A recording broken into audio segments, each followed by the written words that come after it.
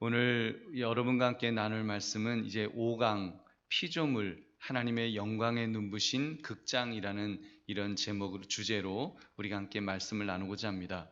여러분, 하나님이 만드신 이 모든 이 피조물이라는 것이 하나님의 영광을 드러내주는 일종의 극장과 같다. 극장이 영화를 쫙 상영하잖아요. 뭔가 쇼를 이렇게 딱 보여주잖아요. 뭔가 볼거리를 보여주는 것처럼 여러분, 이 만물이, 모든 피조물이 바로 하나님의 영광을 드러내 보여주는 그런 극장과 같다는 그런 주제로 함께 말씀을 나누고자 합니다. 그 첫 번째로 5-1, 1과로 우리 창조 하나님의 영광에 관해서 우리가 살펴보겠습니다. 창조주 하나님의 영광, 그 모든 만물은, 여러분, 그 모든 만물은 이렇게 보시면 하나님의 영광을 노래하는 첫째 극장, 아까 그랬죠? 극장으로, 그리고 그분의 은총을 기념하는 훈장으로, 그리고 그분의 어떠하심을 비추어주는 거울로, 그리고 그분의 섭리를 드러내는 그림으로, 이렇게 네 가지로 그렇게 우리가 말할 수가 있습니다. 만물이 존재함은 오직 하나님의 뜻에 의해서 이렇게 되었는데, 우리 하나씩 살펴보시면 먼저 극장을 한번 봅시다. 여러분, 이 극장은 하나님의 영광을 노래하는, 하나님의 영광을 아주 보여주는 그런 어떤 극장과 같다. 여러분, 우리가 이렇게 그래서 만물을 이렇게 보다 보면, 여러분, 나이아가라 폭포 같은데, 그런데 가면 그 막 어마어마한 막 그 물이 쫙 쏟아지는 거 보면, 와, 하나님의 그 위대하심, 하나님이 이런 것을 창조하셔서 그걸 보면서 하나님의 위대하심을 저절로 이렇게 깨닫게 되는 그런 극장과 같다는 것입니다. 또 요즘 이제 봄이 됐잖아요. 봄철이 되면 꽃이 피고 개나리가 피고 막 예쁜 꽃들이 피는 것을 보면 그 꽃의 그 아름다움을 보면서, 아, 우리 하나님은 얼마나 아름다우실까 하는 그런 그 하나님의 아름다움을 보여주는 극장과 같은 역할을 모든 피조물이 한다는 것입니다. 두 번째로 훈장을 봅시다. 여러분, 그 훈장이란 공적과 업적을 표창하기 위해 주는 영전, 즉 특수한 법적 지위를 가리키는데, 이 나라를 구한 사람은 이제 무공훈장 같은 걸 주잖아요.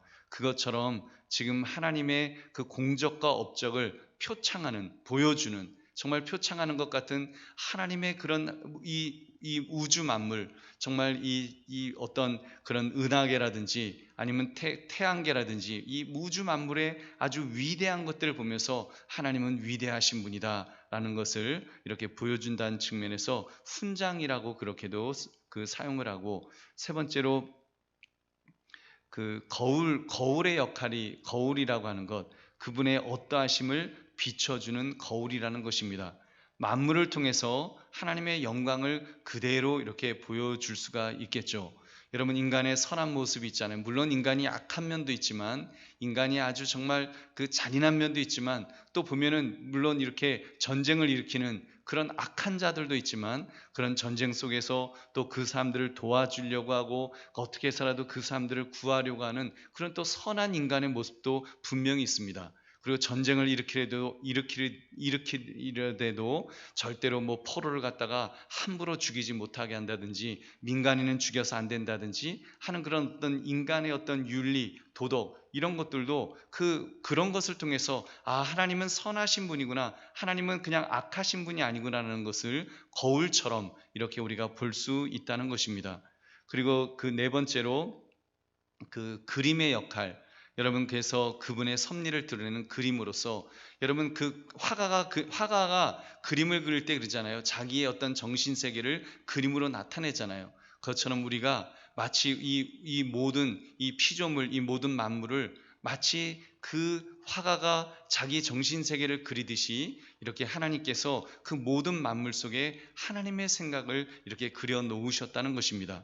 그래서 그 만물을 통해서 하나님이 어떤 분이신지를 이렇게 유추해 낼 수 있도록 그렇게 만들어 주신다는 측면에서 이런 네 가지 역할, 창조주 하나님의 역할이 극장과 훈장과 거울과 그림의 그런 역할을 통해서 우리가 한번 이해를 해 보았습니다.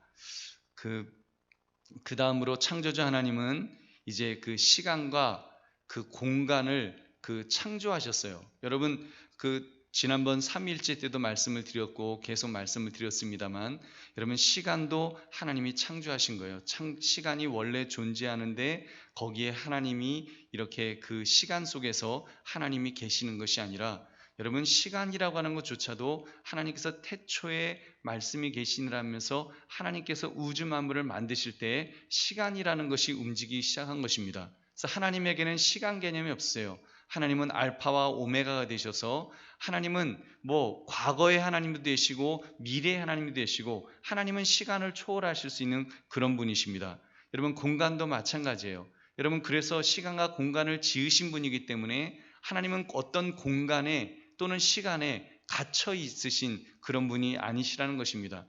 하나님은 역사 속에 계시지만 그 역사 너머에 계신다라고. 우리는 이 역사 속에 딱 갇혀져 있잖아요. 21세기 2022년에 딱 갇혀져 있고 여기에서 타임머신이 발명되기 전에는 우리가 절대로 우리는 미래로 갈 수 없고 과거로도 갈 수 없잖아요. 그렇지만 여러분 우리 하나님은 여러분 그 역사 속에 계시지만 그 너머에 계시는 시간과 공간을 초월하시는 분이신 줄 여러분 믿으시기 바랍니다. 그래서 여러분 하나님은 공간이 아닌 곳에 이렇게 계십니다. 공간이 아닌 곳에도 계시고 시간을 모두 더한다고 해서 하나님의 영혼 속에 닿을 수 없고 공간을 이 우주에 있는 모든 공간을 다 모은다고 해도 어디에나 계신 하나님을 채울 수 없을 정도로 하나님은 크신 분이십니다. 그리고 하나님은 영원하신 분이십니다. 그래서 여러분 우리 하나님은 시간과 공간을 초월하시는 그런 하나님이신 줄 다시 한번 믿으시기 바랍니다.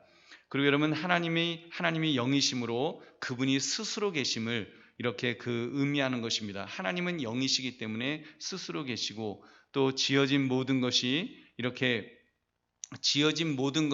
일종의 물건이잖아요. 그 돌이라든지 우리 인간이라든지 강아지라든지 이런 모든 것들은 일종의 물건, 그 어떤 형상이라고 한다면 여러분 하나님은 스스로 계시는 그런 영이시라는 것을 우리가 꼭 알아야 됩니다. 그리고 모든 피조물 가운데는 지혜, 의, 선하심, 권능이라는 그는 측량할 수 없는 하나님의 보화들이 정말 그 피조물 속에 하나님의 그런 어떤 속성들 내지는 그 보화들이 거기서 반짝반짝 모든 피조물 가운데서 그런 것들이 빛을 발한다는 것, 지혜도 그렇고 의도 그렇고 선하심도 그렇고 권능도 그렇고 여러분께서 정말 인간의 어떤 그런 위대함도 굉장히 위대하고요, 자연의 위대함도 굉장히 위대합니다. 그 모든 것들은 바로 모든 피조물 가운데 하나님의 그런 속성이 그런 것들이 보화들이 빛나고 있다는 사실입니다. 그래서 여러분 지어진 모든 것 가운데서 우리는 지으신 분이 어떠하심을 마치 거울을 통해서 보듯이 그렇게 볼 수가 있습니다. 우리가 하나님을 이 성경 말씀, 특별 계시로 기록되어진 성경 말씀을 통해서 우리가 가장 구체적으로 알아갈 수 있어요. 그렇지만 여러분 우주 만물을 통해서 정말 그 피조된 이런 세계의 모든 것, 우주를 통해서도 저는 하나님을 우리는 알아갈 수 있다고 저는 그렇게 추측해 갈 수 있다고 저는 믿습니다. 여러분 생각해 보세요. 요즘 우주가 얼마나 커졌습니까? 여러분 제가 어렸을 때만 해도요 우주가 얼마 안 컸어요. 그때는 망원경이 허블 망원경 이런 것이 발전이 많이 안 되어서 우주가 그냥 조금 크다고 그렇게 여겼었어요.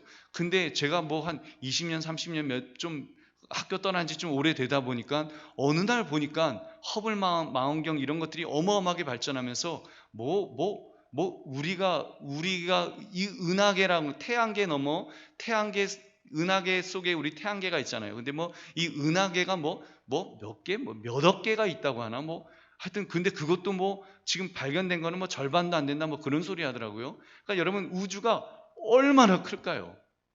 여러분 한번 상상해 보세요. 우리 인간이요 지금 태양계도 못 벗어났어요.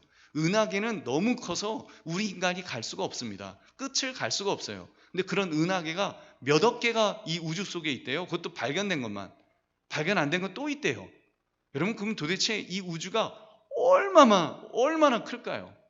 도대체 우주 밖에는 또 뭐가 있을까요? 결국 하나님이 만드신 이 우주 만물이라고 한다면 우주 밖에도 뭐가 있어야 되지 않겠어요?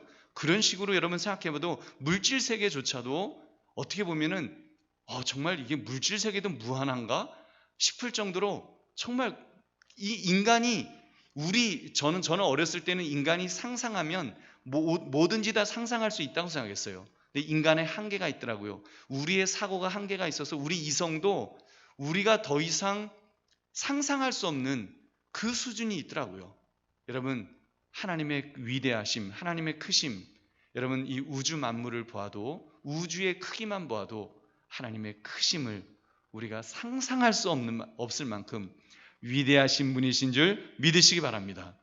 저는 그런 하나님을 이렇게 생각하면 막 가슴이 뛰어요. 와, 우리 하나님은 얼마나 위대하실까. 그래서 여러분, 모든 만물이 이토록 수려하고 그리고 정말 조화롭고 위대한 것을 볼 때 그 예술가의 위대하심, 이 삼라만상을 창조하신 우리 하나님은 정말 위대하신 분이신 줄 믿으시기 바랍니다. 우리 그 하나님을 우리가 믿는 것입니다. 우리 다음으로 이제 우상 숭배의 배도에 관해서 우리가 살펴보겠습니다. 여러분, 하나님은 무한하시며 영이시기 때문에 보이는 형상이나 또는 만져지는 어떤 입체 형상, 이런 거 조상이라 그러는데 재료를 새기거나 깎아서 만든 입체 형상이라 그러더라고요. 그런 것들로 표현될 수가 없다는 거예요. 지금 조금 전에 말씀드렸어요. 하나님은 위대하시다 그랬어요. 하나님이 위대하시다 그랬는데 그 위대하신 하나님을 내가 한번 만들어 볼까? 내가 한번 표현을 한번 해봐야 되겠다. 그래서 이렇게 깎아갖고 뭔가를 만들려고 할 때, 여러분, 하나님은 무한하시며 영이시기 때문에 보이는 형상이나 만져지는 어떤 물건으로 그렇게 표현될 수가 없다라는 것입니다. 여러분, 믿으십니까? 그렇게 표현되어서는 안 된다는 거예요. 그래서 여러분, 하나님의 존재는 영원하십니다. 스스로 계신 분이십니다. 그리고 능력이 전능하신 분이십니다. 그리고 하나님의 사역은 긍휼과 심판과 의와 거룩하심으로 그렇게 계시됩니다. 그래서 여러분, 하나님의 사역, 이런 것들을 볼 때 하나님의 사역은 긍휼, 심판, 의, 거룩하심으로 계시되기 때문에, 그러므로 하나님이 자신에 대한 유일하며 진정한 증인이 되십니다. 여러분, 우리가 뭘 만들어서 이게 하나님이야 라고 우리가 말할 수 없다는 거예요. 하나님의 존재는 하나님이 스스로 증인이 되시는 것이지 하나님이 스스로 증언하실 수밖에 없다는 겁니다. 하나님이 무한하신 그런 존재를 유한한 피조물이 그 증언을 해줄 수가 없는 거예요. 여러분, 그렇기 때문에 하나님은 유일하며 진정한 증인으로서 하나님은 어떤 표현될 수 없는 그런 분이신 줄 여러분 믿으시기 바랍니다. 그게 믿어지면요, 이제 우상은 잘못됐다는 것을 그냥 알 수 있는 것입니다. 여러분, 로마 카톨릭은 근데 그 우상에 대해서 좀 다른 생각을 갖고 있어요. 그러니까 이제 여기서 말하는 우상은 이렇게 꼭 바알신과 같은 그런 우상이 아니라도 우리가 뭔가 이렇게 만들어진 어떤 예수님의 형상이라든지 이런 것까지를 다 포함하는 것입니다. 여러분, 그래서 로마 카톨릭은 우상을 무식한 사람들을 위한 책이다라고 그렇게 부르면서 평신도 신앙 교육을 위해서는 필수적이다라고 그렇게 여기고 있습니다. 그래서 그레고리우스 교황이 했던 말인데, 이런 사고가 있어서 그런지 그렇게 성당을 좀 형상화하는 것이 아닐까요? 여러분, 유럽 여행이나 이런 걸 가보시면 이게 지금 사진에 보이시는 게 뭔가 하면 스페인 바르셀로나에 있는 가우디 성당이에요. 가우디 성당인데 보면 지금 이렇게 잘 안 보이시죠? 되게 지저분하죠? 이렇게 그림 이렇게 저 사진을 보시면 뭐가 좀 빠글빠글합니다. 빠글빠글한데 저거를 좀 더 자세하게 확대해 보시면요, 거기에 보면은 이렇게 성경 스토리가 조각되어 있다는 것을 알 수 있습니다. 그래서 성당에 가보면 성당의 그런 형상들이 굉장히 많아요. 그래서 근데 그런 것들을 마치 무식한 성도들, 무식한 사람들을 위한 책이다. 왜냐하면 라틴어로 된 성경을 읽지도 못하고 그 당시에는 성경을 평신도에게 안 줬으니까, 종교개혁 이전 같은 경우는 무식한 성도들이 무슨 성경을 알 수 있겠냐, 그림으로 저렇게 조각을 만들어서 저런 식으로 해서 성당에 가면은 그런 조각들을 보면서 성경 스토리를 알 수 있도록 그런 것들을 이렇게 만들었습니다. 그러다 보니까 이제 점점 형상화되는 거예요. 기독교가 이제 형상화되고 성경의 내용이 형상화되면서 하나의 우상으로 자리 잡기를 시작합니다. 여러분 그런 경우가 우상 숭배의 배도를, 그래서 이제 칼빈이 그걸 지적한 거예요. 종교 개혁을 하면서 가만 보니까 로마 카톨릭 교회에 그런 이제 우상을 섬기고 있거든요.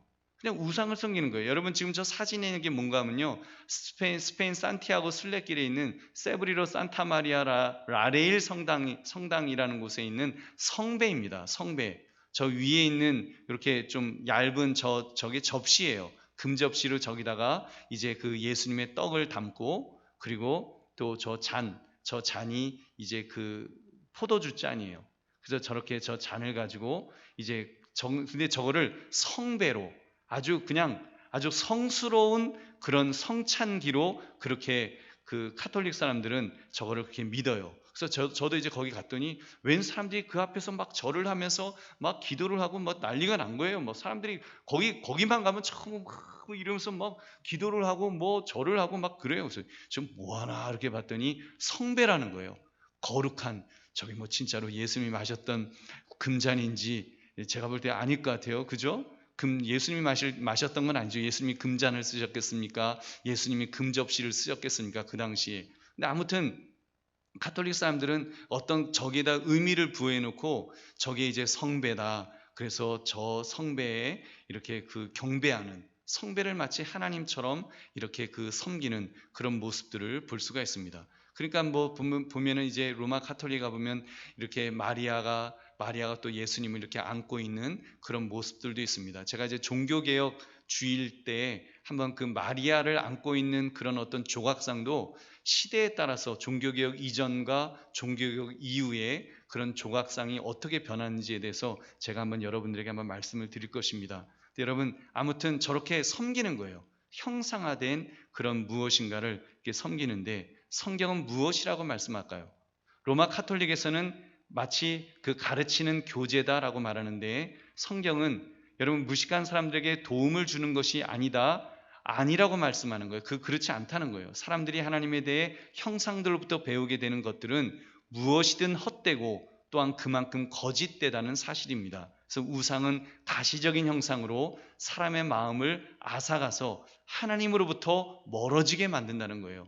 그 우상을 섬기면 섬길수록. 그래서 로마 캐톨릭 사람들은 뭐 모두가 그렇지는 않겠지만 아무래도 그 형식에 치우치다 보니까 정작 정말 하나님에 대한 어떤 집중도, 그런 것들은 떨어지고 그냥 형식에 얽매이는 그런 것들을 우리가 볼 수 있습니다. 여러분 한번 같이 읽어보겠습니다. 시작. 단순히 우상만을 예배하든지 하나님을 우상으로 예배하든지 차이가 없습니다. 여러분 무슨 말인지 아시겠죠? 단순히 우상만을 예배하든지 하나님을 우상으로 예배하든지. 우리는 그러잖아요. 금송아지 만들면, 여러분 왜 하나님께서 그 이스라엘 백성들이 이제 그 모세가 십계를 받으러 올라갔을 때 왜 우상 금송아지 만들었잖아요.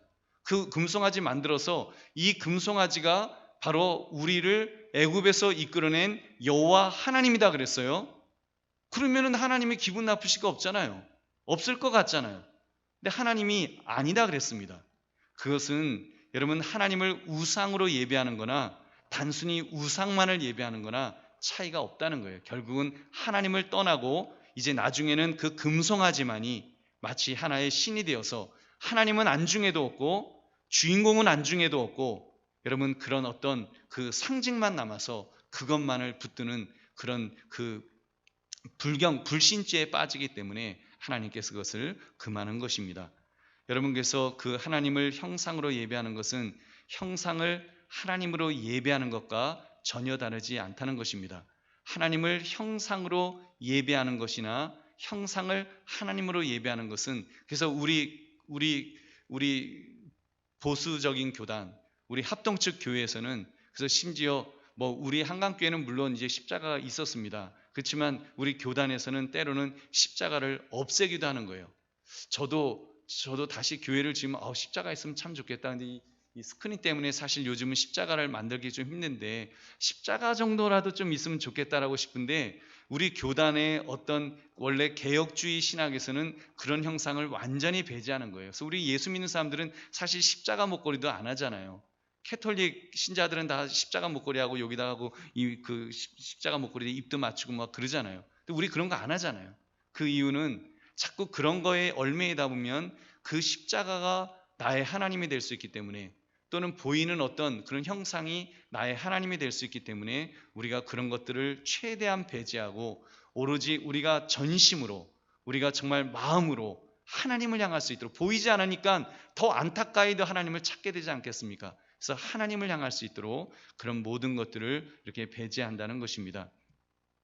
여러분께서 아까 조금 전에 말씀드렸던 금송아지, 사람들이 하나님으로부터 멀어지게 되면 하나님 자신에게 주목하지 않고 하나님 자신이 만든 것을 이제 섬기고자 한다는 것입니다. 그래서 지으신 분을 망각하고 그분이 행하신 표적만을 쫓게 되는 그런 우를 범하기 때문에, 그러니까 주객이 바뀌는 겁니다. 여러분, 하나님을 멀리하면 그분이 주신 은사와 소명도 다 우상이 되고, 타락한 인간의 본성은 우상을 만들어내는 영원한 공장과 같다라는 그런 말을 하고 있습니다. 여러분, 그래서 마음은요, 우상을 잉태한대요. 우리 마음은 우상을 잉태하고 우리 손은 그 우상을 만들어낸다는 것입니다. 여러분, 그래서 혹시라도 집에 가셔서 뭘 이렇게 그렇게 막 너무 막 이렇게 십자가라든지 뭐 그런 거 만들어 갖고 그게 이게 뭐 예수님이야 물론 십자가는 그래도 좀 낫죠. 십자가는 하나의 어떤 기호, 십자가는 그래도 어떤 신호지, 십자가 자체가 예수 그리스도는 아니잖아요. 어떤 상징이지. 근데 여러분, 이렇게 사실 예수님의 형상, 예수님의 모습, 근데 저도 사실 교회 새로 건축하면 벽에다가 선한 목자 이렇게 예수님 양들을 착 이끄시는 그런 그림 하나 붙이고 싶은데, 제가 이 공부하면서 이거 붙여야 되나 말아야 되나 되게 막 고민이 생겼습니다. 근데 개혁주의에서는 사실은 그런 그림을 붙여놓는 것조차도 굉장히 조심스러워하는 거예요. 여러분, 그 정신을 아시겠죠? 그 정도로 우리는 하나님께서 그런 형상에 사로잡히지 말라고 했기 때문에, 우리 인간이 자꾸 마음은 우상을 잉태하고 우리 손이 결국은 그 우상을 만들어내기 때문에 하나님께서는 그것을 강하게 금하시는 줄 여러분 믿으시기 바랍니다. 그래서 우상숭배란, 여러분, 그렇다면 우상숭배란 하나님이 창조주이심을 올바로 알지도 못하고 하나님이 창조주심을 올바로 알지도 못하고 그분께 진정한 예배도 드리지 않으면서 단지 그분이 지으신 것들만 바라보고 붙드는 것이 곧 우상 숭배라는 것입니다. 여러분, 인간들이 그러잖아요. 우리 조상들도 과거에 보면은 물 떠다놓고 달에다가 빌기도 하고, 뭐 보면은 뭐 큰 나무 있으면 그런 큰 나무에다가 빌기도 하고, 그게 무슨 신이라도 되는 것이냐, 또 바위가 있으면 바위에다 빌기도 하고 뭐 그러잖아요.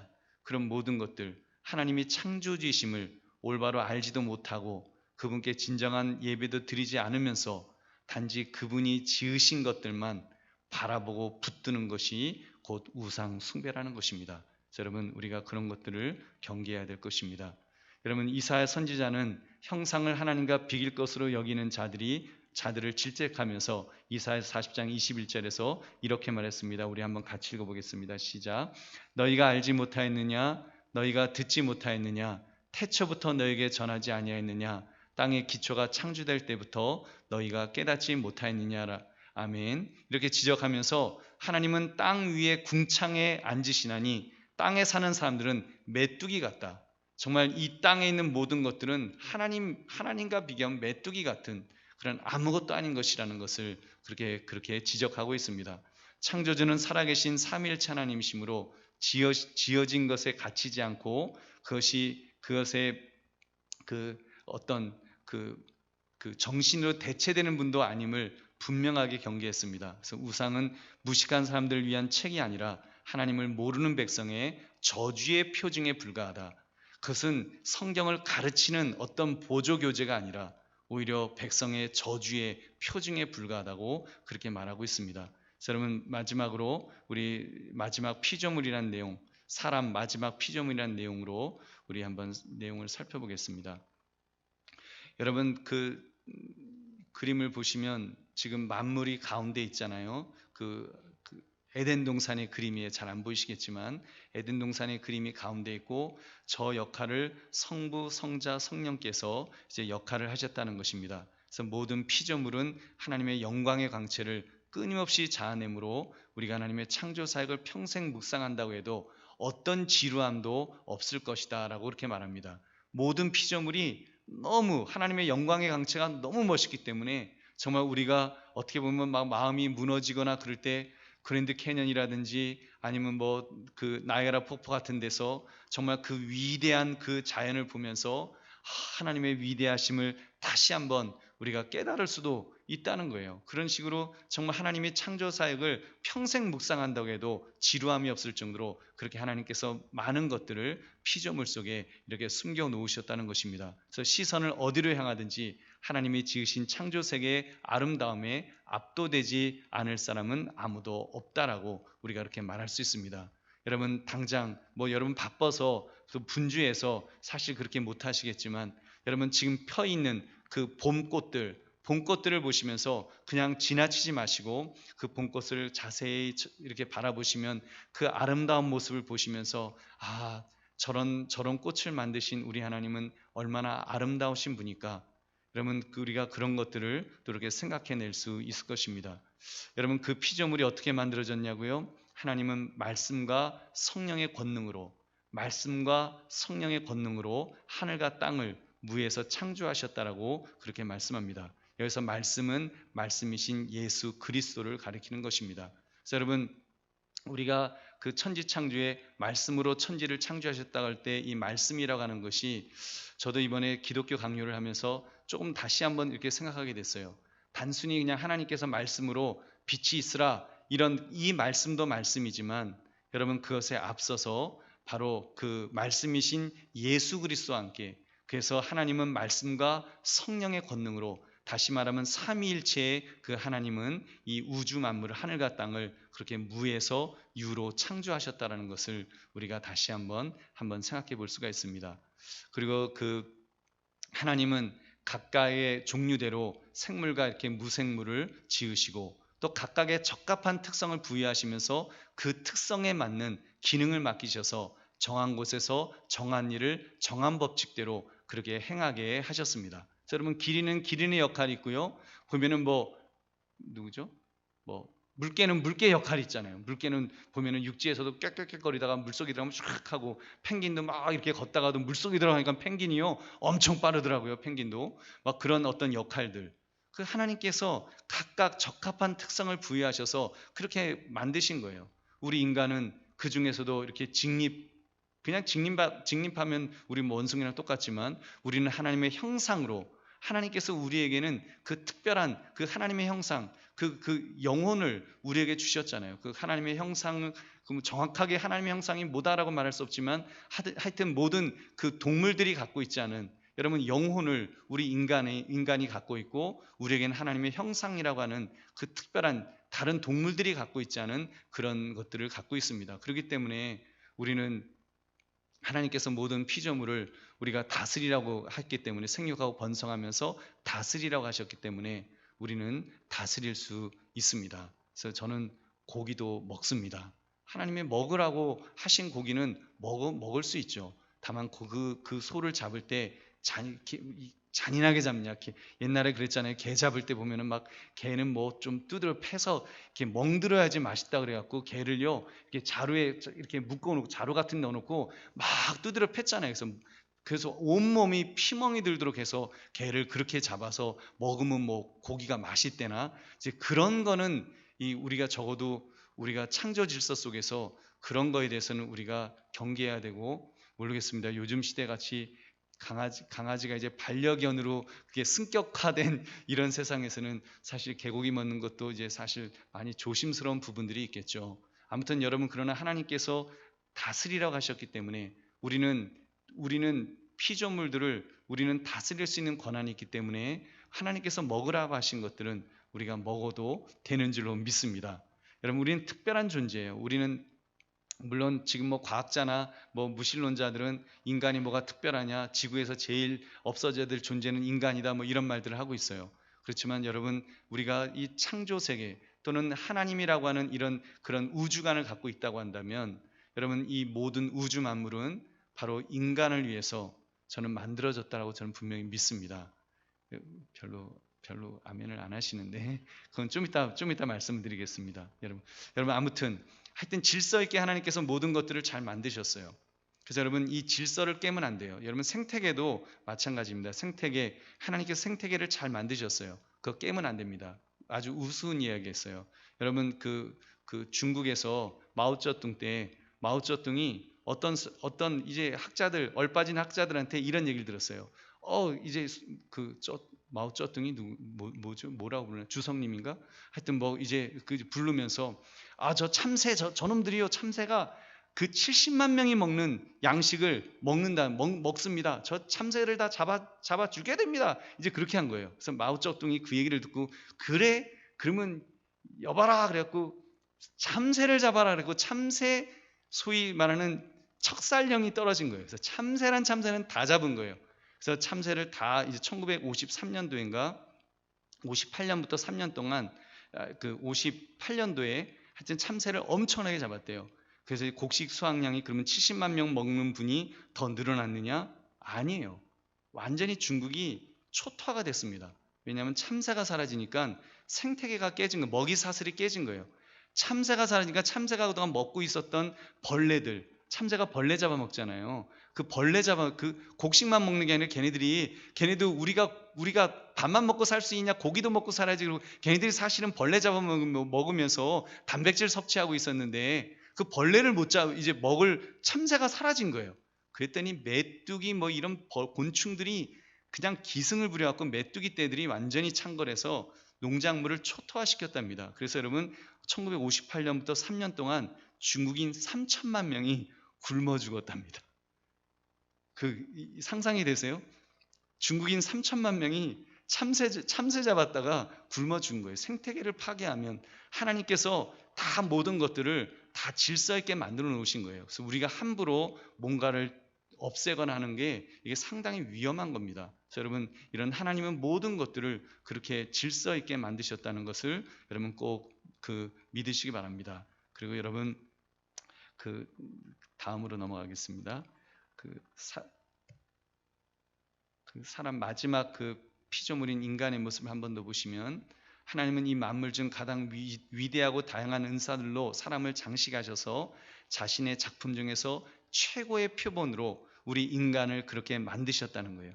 하나님은 이 우주의 모든 좋은 것을 다 지으신 후에 여러분 사람을 창조하셔서 그것을 누리게 하셨다는 것입니다. 그 창조의 그런 순서를 보면 알잖아요. 마치 출산한 엄마가 아이를 안고 기쁨의 쉼을 갖듯이 하나님은 사람을 창조하신 후에 그와 더불어 안식하시는 여러분 그런 모습까지도 우리가 볼 수 있습니다. 이런 창조의 경륜은 인류를 향한 하나님의 아버지 부성적인 사랑, 아버지의 사랑으로 이렇게 보여질 수 있다는 것입니다. 여러분 천지를 지으실 때 하나님의 사람의 복리, 즉 행복을 특히 귀하게 여기셔서 그래서 여러분 하나님은 이제 우주 만물을 다 만드시고 뭐 풀도 만드시고 동물도 만드시고 뭐 바다 뭐 해 다 만드신 다음에 질서 있게 다 만드신 후에 그 다음에 인간을 만드셨잖아요. 그리고 보시기에 심히 좋았더라 하시고 그런 다음에 안식하셨다는 사실. 여러분 그날에 하나님께서 그 일곱째 날을 복되게 하사 거룩하게 하셨으니 이는 하나님이 창조하시며 만드시던 모든 일을 마치시고 그날에 안식하셨음이니라 하면서 이제 우리 한번 같이 읽어보겠습니다. 시작. 하나님이 그 일곱째 날을 복되게 하사 거룩하게 하셨으니 이는 하나님이 창조하시며 만드시던 모든 일을 마치시고 그날에 안식하셨음이니라. 아멘. 그래서 여러분 우리 인간이 그런 존재라는 것 얼마나 존귀한 존재인지 여러분 우리는요 물론 우리가 다른 어떤 동물이라든지 다른 자연 만물과 더불어 살아가야 돼요. 더불어 살아가야 되는 이유는 하나님이 만드신 창조 질서를 깨지 않기 위해서 우리가 더불어 살아가는 거지. 여러분 그것들을 모시기 위해서 살아가는 것은 결코 아닐 것입니다. 저는 그런 면에서 솔직히 저는 반려견 너무 정말 자녀처럼 모시는 분들 보면 좀 속상합니다. 저거는 좀 아닌데, 물론 예뻐할 수 있죠. 조금 예뻐할 수 있고 귀여워할 수 있지만 너무 자식 수준으로까지 막 그러는 거는 그게 과연 적어도 우리 크리스찬이라고 한다면 저는 그러면 안 된다라고 저는 봅니다. 그렇잖아요. 물론 우리가 기여할 수 있어요. 또 뭐 심심하고 외로워서 강아지 한 마리 키울 수도 있습니다. 그렇지만 개는 개처럼 키워야 된다는 게 저는 그게 성경적이라고 보고, 왜냐하면 물론 개도 아프고 그러면 뭐 이렇게 조금 할 수도 있죠. 뭐 병원에 가서 뭐 돈 조금 쓸 수도 있죠. 그렇지만 저도 제 아내랑 그런 약속을 했어요. 우리 강아지 만약에 아파갖고 큰 돈 들어갈 것 같으면 우리 그냥 그대로 죽게 놔두자. 뭐 예를 들면 다리가 부러지거나 뭐 이러면 그거는 빨리 가서, 그거는 애가 고통스러우니까 불쌍하니까 뭐 이렇게 해주지만, 만약에 애가 뭐 이제 나이도 많고 그런데 뭐 너무 막 큰 병 걸려갖고 걔도 아주 큰 병 막 몇백만 원씩 수술비 나오고 그러거든요. 그런 거는 절대로 하지 말자라고 그 약속을 했습니다. 근데 여러분, 사람은 어때요? 사람은 아니잖아요. 사람은 하나님의 형상을 가진 존귀한 존재이기 때문에 정말 억만금이 들어가도 연세가 뭐 90세가 아니라 100세 아니라 200세라고 하더라도 여러분, 살려야 될 생명은 살려야 됩니다. 그게 맞는 거예요. 그게 성경적인 거예요. 그렇지만 여러분, 동물은 아니잖아요. 우리가 그거를 분명히 구별해야 됩니다. 적어도 예수 믿는 사람이라고 한다면 그걸 구별하고, 내가 그렇게 강아지한테 반려견한테 그 정도로까지 해줄 돈이 있으면 사실 그 수술비 없어서, 정말 심장병 걸린 아이가 그 수술비 없어서 하나님의 형상을 가진 인간이 죽어가는 게 있잖아요. 그러면 그런 사람을 살리는 게 맞죠. 저는 그게 맞다고 봅니다. 그게 적어도 기독교적인 그런 어떤 그 세계관을 가진 사람이라고 한다면, 무엇이 가치가 있는가라고 할 때, 여러분, 반려견을 위해서는 수천만 원을 쓰고, 정말 배가 고파서 죽어가고 있는 지금 아프리카의 어떤 사람들을 위해서는 정말 뭐 만 원도 안 쓴다? 이거는 기독교인의 양심은 저는 아니라고 봅니다. 그건 기독교인의 의식이 아니에요. 그건 그냥 내 좋을 대로 살아가는 것이. 여러분, 그런 측면에서 분명히 구별하셔서, 인간은 하나님의 형상을 가진 존재이기 때문에 정말 존귀한 것입니다. 세상 어떤 것과도 바꿀 수 없을 만큼 존귀한 존재이지만, 여러분, 피조물은 피조물로 바라보시고, 그러나 그 피조물을 우리가 잔인하게 한다든지, 잔인하게 뭐 죽인다든지, 뭐 뭐 몸에 좋다고 사슴을 잡아갖고 거기다 빨대 꽂아갖고 거기서 피를 쭉쭉쭉 빨아먹고 뭐 그런 거는 정말 우리 인간으로서 하면 안 되죠. 여러분, 그렇지만 우리가 정당하게 음식으로 나온 고기 먹을 수 있어요. 그 도살장에서 정식으로 그렇게 잘 잡은, 그렇게 도살한 그런 고기, 그런 음식들 우리가 음식으로 먹어도 여러분 아무 문제 없습니다. 여러분, 그런 측면에서 정말 인간이 존귀한 존재로 하나님이 만드셨다는 것을 여러분 분명히 그렇게 믿으시기 바랍니다. 그래서 우리 한번 이 성경 한번 같이 읽어보겠습니다. 시작. 하나님이 자기 형상 곧 하나님의 형상대로 사람을 창조하시되 남자와 여자를 창조하시고. 여러분, 그래서 이 부분, 남자와 여자를 하나님의 형상대로 창조하셨다는 것. 그래서 여러분, 사실 창조 질서에 있어서 사실 남자와 여자를 창조하셨다는 것도 창조 질서의 가장 큰 가치 중에 하나입니다. 오늘 우리 교구 목사님들이 이제 한 10명이 모였어요. 온누리교회 이제 목사님도 같이 오셨는데, 그분도 그 말씀 하시는 거예요. 지금 이렇게 양성평등법 아니고 성평등법 해갖고 이런 창조 질서를 깨는, 남자와 여자가 있는 것이 아니라 그 이상의 성들이 있다라고 그렇게 교란시키는 그런 어떤 가르침에 대해서는 우리 기독교계가 분명하게 선을 그어야 됩니다. 우리가 그런 것들을 지켜야 됩니다라는 것을 이렇게 이야기를 이렇게 같이 목사님들하고 용산에 있는 목사님들과 함께 말씀을 나누었습니다.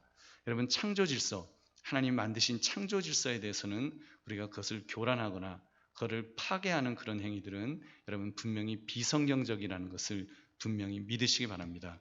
여러분, 그 다음에 우리 한번 같이 읽겠습니다. 시작. 하나님이 지으신 그 모든 것을 보시니 보시기에 심히 좋았더라. 저녁이 되고 아침이 되니 이는 여섯째 날이니라. 아멘. 여러분, 그리고는 마치 출산한 엄마가 아이를 안고 기쁨의 쉼을 갖듯이 하나님은 사람을 창조하신 후에 곧 그와 더불어 안식하셨습니다. 우리 같이 읽겠습니다. 시작. 하나님이 그 일곱째 날을 복되게 하사 거룩하게 하셨으니 이는 하나님이 그 창조하시며 만드시던 모든 일을 마치시고 그날에 안식하셨음이니라. 아멘. 이런 창조의 경륜은 인류를 향한 하나님의 부성적인 사랑을 그 여실히 계시해 줍니다.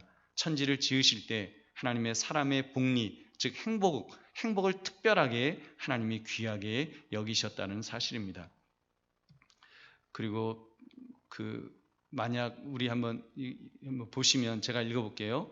만약 하나님이 아담을 어떻게 지으셨는가 한번 순서가 바뀌었다고 한번 상상해 보는 거예요.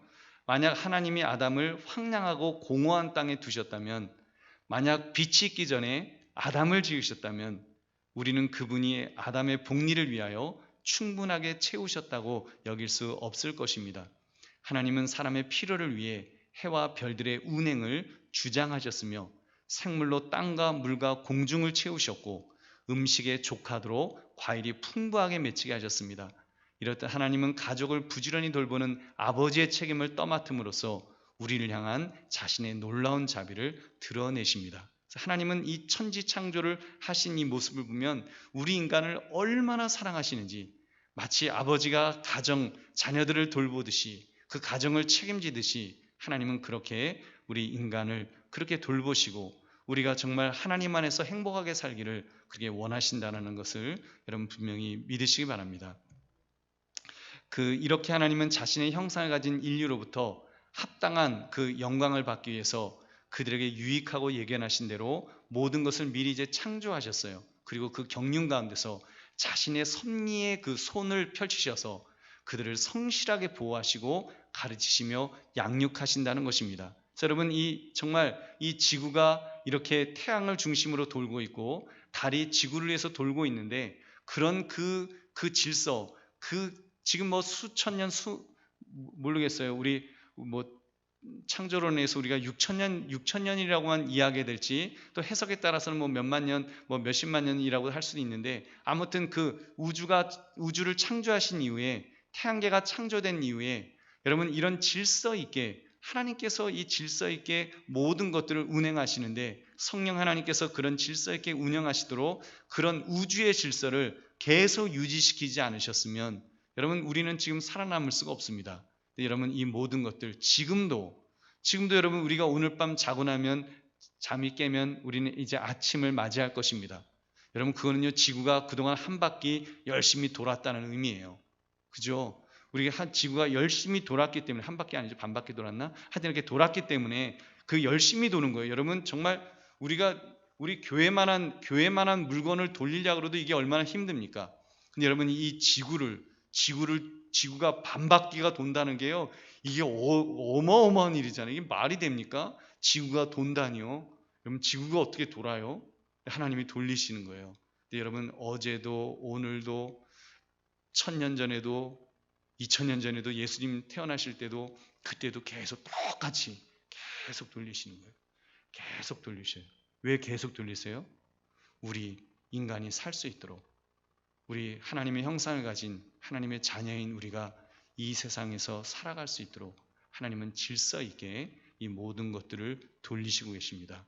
성실하게 보호하시고 또 가르치시며 양육하시고, 우리 지금도 보면 뭐 이렇게 원자폭탄도 만들고 터트리고 뭐 그런 일도 있지만, 그래도 또 기특하게 또 인간들끼리 모여서 우리 핵을 갖다가 좀 긴축하자, 그리고 핵은 사용하지 말자, 그러면서 어찌됐건 자멸하지 않도록 여러분 하는 이런 모든 행위들도, 그리고 제네바 협정에 의해서 전쟁할 때 너무 무서운 그런 대량 살상 무기는 쓰지 말자, 이런 약속들을 하는 것도 결국 여러분 하나님의 어떤 그런 섭리 속에서 하나님께서 인간들에게, 예수 믿지 않는 인간이라고 하더라도 그들이 동의할 수 있도록, 그래서 같이 이 세상이 그렇게 돌아갈 수 있도록 하나님이 지키시고 보호하시고 섭리하시기 때문이신 줄로 믿습니다. 여러분 얼마나 이게 감사한 일입니까? 여러분 하나님이 만물을 지으신 것은 사람이 이것을 사용하도록, 누리도록 하기 위함인 것입니다. 근데 여러분 인간은 어떻게 하고 있어요? 여러분 인간은 보면은 이루고 있는 거예요. 이 자연을 지금 파괴하고 있잖아요. 이런 점에서 우리는 창조 질서를 지킬 의무가 있습니다. 여러분 쓰레기도 가급적이면 이렇게 좀 덜 버리시고, 여러분 우리가 그 물도 가급적이면 정수기 물로 이제 먹고 이렇게 그 뭐죠 이 물은 좀 줄여서 그 플라스틱 병은 좀 줄이고 하는 것들을 이렇게 자꾸 우리가 실천하려고 애를 써야 될 것입니다. 그래서 여러분 가급적이면 우리가 그 배달해서 먹는 것도 사실 그거 별로 안 좋잖아요. 그리고 배달하실 때 꼭 젓가락은 넣지 마세요라고 하든지 뭐 무슨 반찬은 빼주세요라든지 그러면서 조금이라도 줄이세요. 하여튼 줄이셔서 사실 우리가 배달 음식을 먹을 때마다 저도 뭐 어쩌다가 배달 음식을 먹긴 먹습니다만 먹을 때마다 적어도 죄의식을 한 번은 가져야 돼요. 내가 지구를 이만큼 파괴한다라고 하는, 내가 지구를 이렇게 더럽히고 있다고 하는 그런 어떤 의식 속에서 조금이라도 줄이려고 하는, 물론 우리가 그렇다고 뭐 그거 다 안 하고 살면 그러면 뭐 원시인처럼 살아야 되니까 뭐 그럴 수는 없지만 사용은 하긴 해야 되겠지만 여러분 우리가 최소한으로 할 수 있도록 그렇게 애를 쓰는 것이 여러분 창조 질서를 바라보는 예수 믿는 사람들의 의식인 줄로 믿습니다. 여러분 그런 점에서 가시고 그 다음은 마지막 장으로 우리 그 천사 5-4 천사 섬기는 영에 대한 빨리 하겠습니다. 하나님은 천사를 자신의 일꾼으로 그 창조하였습니다. 창세기 2장 1절 천지와 만물이 다 이루어지니라는 천사의 창조도 포함하는 것으로 해석이 됩니다. 천사 역시 하나님의 피조물이에요. 제가 이게 마지막 장인지를 제가 착각했습니다. 이게 마지막 장인데 천사 역시 하나님의 피조물입니다. 근데 그 천사들 중에 스스로 교만죄에 빠져서 타락한 천사들, 즉 마귀가 이렇게 생겨났습니다.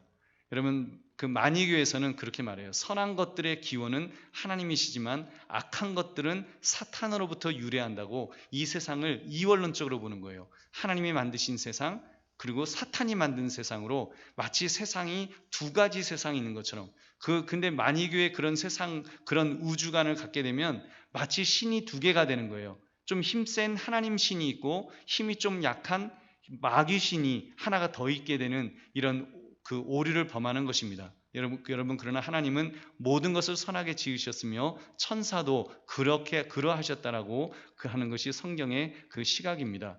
여러분 천사가 이제 타락을 했죠. 어떻게 설명해야 될까요? 여러분 한번 따라하겠습니다. 죄는 본성으로부터가 아니라 본성의 부패로부터 태어난다. 이게 무슨 말인가 하면 죄라고 하는 것이 본성에서 나온 게 아니라는 거예요. 그 천사의 본성에 만약에 죄가 있다고 하면 하나님이 죄를 만드신 분이 되잖아요. 그럼 책임이 하나님이 되는 거예요. 근데 여러분 그게 아니라 죄는 본성, 하나님께서 죄 없이 만들어 놓은 그 천사의 본성이 있을 거 아닙니까? 그 본성이 부패로부터 태어났다는 거예요. 그래서 여러분 그 사탄이 그러잖아요. 사탄이 교만해서 천사장이 교만해서 교만함으로 인해서 하나님처럼 데려가다가 이제 루시퍼가 됐다고 하는 그런 이야기 있지 않습니까? 그러면 타락한 천사인 마귀는 본래는 선한 천사였지만 스스로 타락하여 거짓의 아비가 되었습니다.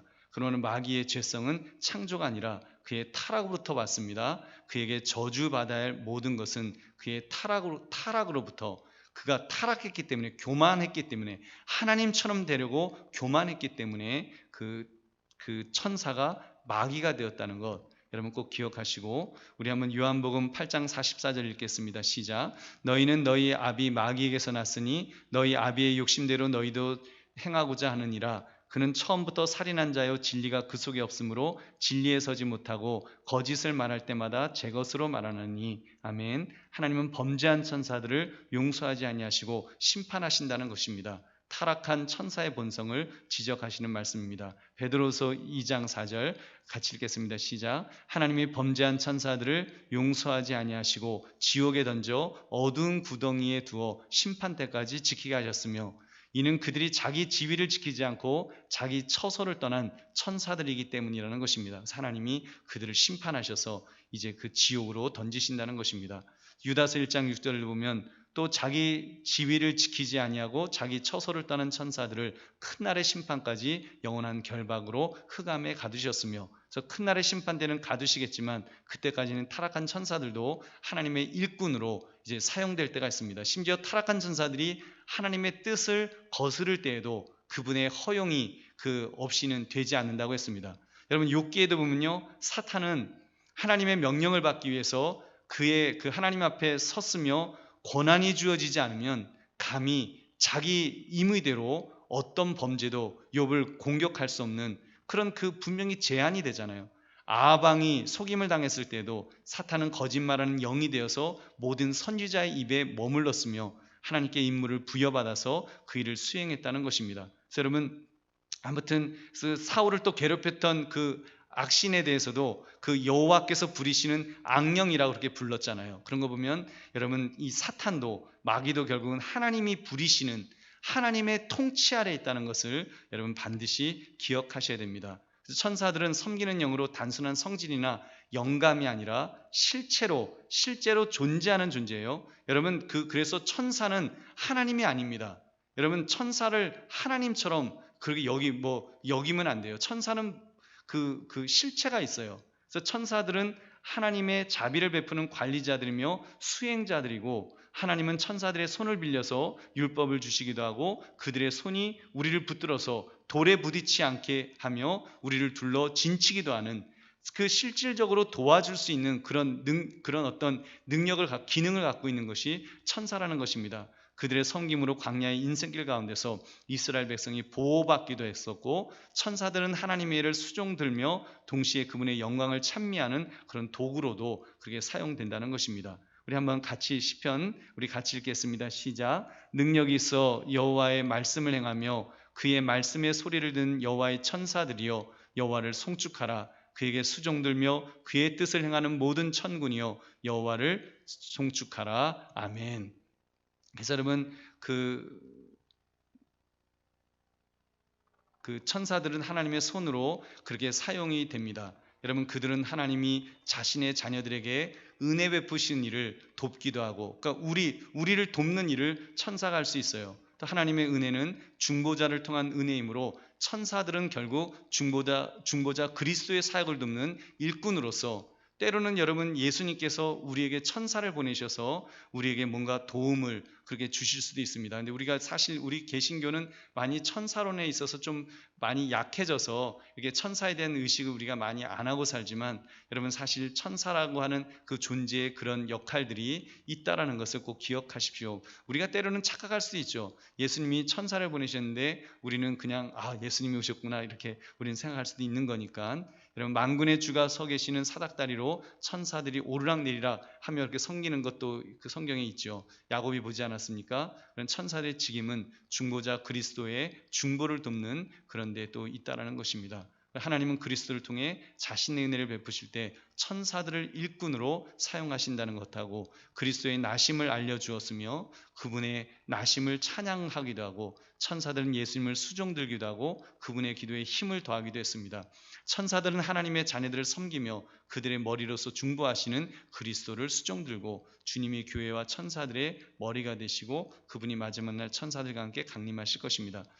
아무튼 결론적으로 천사와 관련해서는 우리는 덕을 세우는 데 도움이 되는 교훈 정도로 만족해야 된다는 것입니다. 천사에 대해서 너무 강조하지 않는 이유는 그러다 보면 이게 신비주의에 빠지기 때문에, 그래서 그냥 그 정도로 천사의 존재가 그렇게 있고 사탄은 그 천사가 타락한 존재다라는 거, 그리고 하나님이 그 사탄까지도 통치하시는 그런 하나님의 통치 아래 모든 것이 존재한다는 거죠. 그래서 이 마지막 말입니다. 한번 읽어보겠습니다. 시작. 신학자의 임무는 수다스럽게 귀를 즐겁게 하는 것이 아니라 확실한 것들, 유익한 것들을 가르침으로써 양심을 확증하게 하는 데 있다. 그래서 여러분 우리가 이렇게 성경을 공부하고 이렇게 지금 신학을 공부하는 이유가 수다스럽게 귀를 즐겁게 하는 것이 아니라, 막 이 천사론에 대해서 막 강조하다 보면 굉장히 재밌죠. 막 천사론 막 그러면 이제 막 어마어마하게 재미는 있을 텐데, 여러분 그런 것들이 우리 귀를 즐겁게 하는 것이 아니라 확실한 것들, 유익한 것들을 가르침으로써 양심을 확증하는, 우리가 정말 선한 양심을 확증하고 그리스도인으로서 건강하게 서기 위해서 우리가 이런 것들을 하는 것입니다. 여러분 우리 오늘 말씀을 통해서 공부한 것들을 여러분 묵상하시면서 우리 또 함께 그렇게 나아가시는 우리 모두가 되시길 바랍니다. 우리 피조물 하나님의 영광에 눈부신 그 극장이라고 하는 그것을 생각하시면서 하나님께서 우주 만물을 만드셨다는 것, 그리고 그 바로 인간을 만드셨는데 바로 인간을 위해서 그것들을 만드셨다는 것. 그리고 우리가 신비하게 여겼던 천사나 그런 마귀의 존재도 결국 하나님의 피조된 존재고, 결국 그 천사조차도 바로 인간을 수종들기 위해서, 바로 피조물인 우리 인간을 위해서 하나님께서 만드셨다고 하는 그 사실을 꼭 기억하셔서, 정말 하나님이 우리를 얼마나 존귀하게 여기시는지, 우리를 얼마나 특별하게 여기시는지, 우주 만물을 통해서, 천사를 통해서까지 여러분 우리를 특별하게 여기시는 하나님의 은혜에 늘 감사하시면서 또 하나님을 기쁘시게 드리는 그런 인생 살아가시는 우리 모두가 되시기를 주님의 이름으로 축원합니다.